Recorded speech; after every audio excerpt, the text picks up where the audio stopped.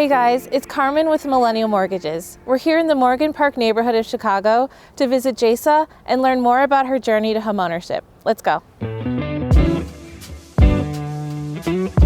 Welcome to my home, Millennial Mortgages.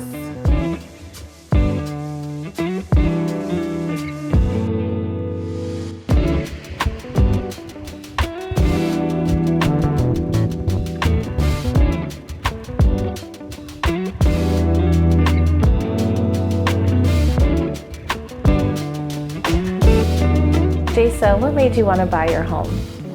I bought in 2022. I was renting at the time. I was renting from the top of the year to April when my lease was up. My rent was getting ready to go up and I was feeling over the whole renting situation. So down payment wise, I already had it in my brain. I was not gonna come out of pocket a lot of money. I was already planning on using the government's money to pay for my home. But I was anticipating, closing costs, inspection costs, but I also was trying to be intentional about the money that I was saving. So definitely had to be mindful of how my money was coming out of my account and being mindful of increasing the money that was coming in so that I could have obviously like a good foundation when I did buy a house. And I did get pre-approved a couple different places because that's what's recommended. You want to get your credit score to a certain place and then you want to keep it that way. They tell you, don't make any major purchases. Don't do anything that's going to impact your credit score. So this is my living room. This is what I would say one of two social places in the house. I find that when people come over, they gravitate towards the couch. They like to sit in the comfy pink chair. This is the place where I hang out a lot. I eat my meals here. I watch TV, play my Switch, and my dog likes to hang out here. He is often found running around in the middle of the floor with all of his toys. So definitely one of the focal social hubs in my home. Why do you think millennials are hesitant to buy? So I would say that the number one thing that is keeping us from buying is probably just fear of the unknown, fear of what could happen, and the money aspect that comes with having to repair things on your own. I know that when you buy a house, there are a lot of things that can go wrong, big ticket items that can be really overwhelming and seem like very daunting.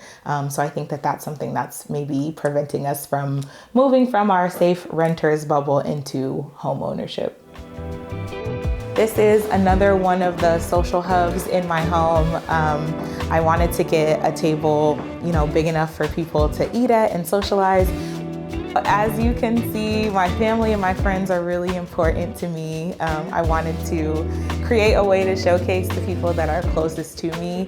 Why is it important for our generation to become homeowners?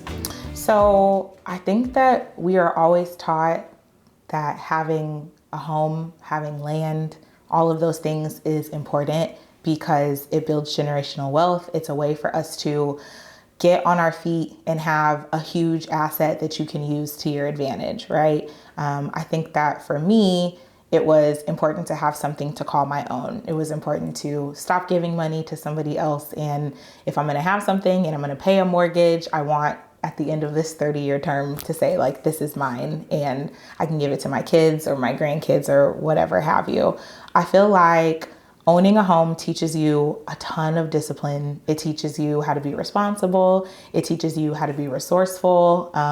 If there's something that's wrong, I can't call my landlord. I have to figure out how am I going to fix the fact that the drain is clogged, right? So I'm learning how to do more research. I'm using the resources to my advantage. I'm calling people asking for help. I'm using my home warranty. A home is one of the best assets that you can have in your corner, right? Most of the time they appreciate in value. And in the long run, if I decide I don't want to be a homeowner anymore, I can sell my home and I can use the money that I've put into this house to do something different, to start a business, to invest, to help my kids go to school, whatever the case is. So I think being a homeowner is important. It's been rewarding. It's been fun. And I hope more people our age will consider it. Welcome to my office. This is where I spend the majority of my time. Me and my dog just, doing our day-to-day work. So, in addition to being a therapist and mental health practitioner, you own your own business. You Airbnb your basement. Tell us a little bit about how you decided to do that and how it's benefited you financially. So when I did purchase the home, I was thinking about hosting family, hosting friends. I'm a social butterfly, and it was important to me to have space where people could gather and feel comfortable.